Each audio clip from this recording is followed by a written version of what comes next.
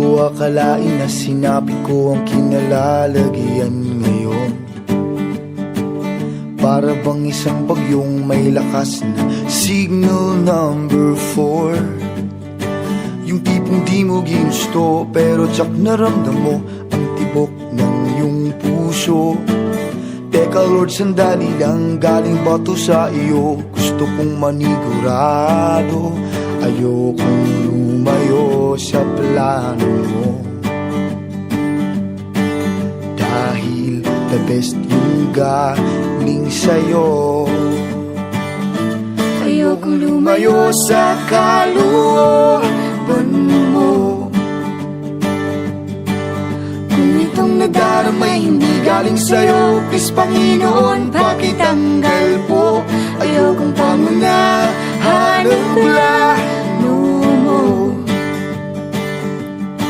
Pero kung siya na talaga, huwag ka tulungan mo ko. Ayokong mabulilyaso ang plano mo.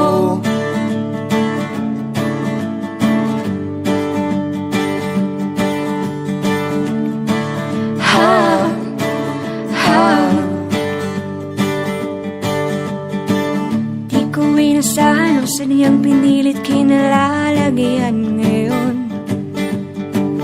Di naman kasi ako nabighani sa kaniya noon. Yung kusa kang nagkagusto, simula nang matanto na siya'y nagbago. Wala nang siya'y nagseryoso, binigay buong puso kay Jesucristo. Ayokong lumayo sa plano mo.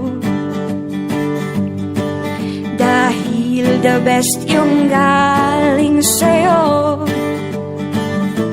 Ayokong lumayo sa kalooban mo. Kung itong nadaramay hindi galing sa'yo, please Panginoon, pakitanggal po. Ayokong pangunahan ang plano mo. Pero kung siya na talaga, Lord God, tulungan mo ko. Ayokong mabulilyaso ang plano mo.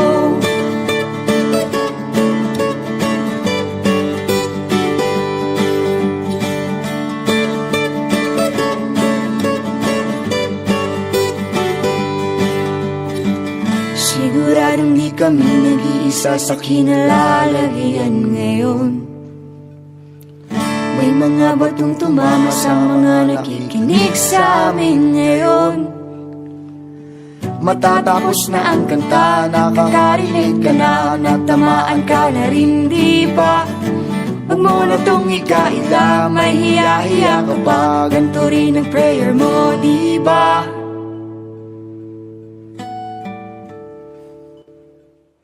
Ayokong lumayo sa plano mo.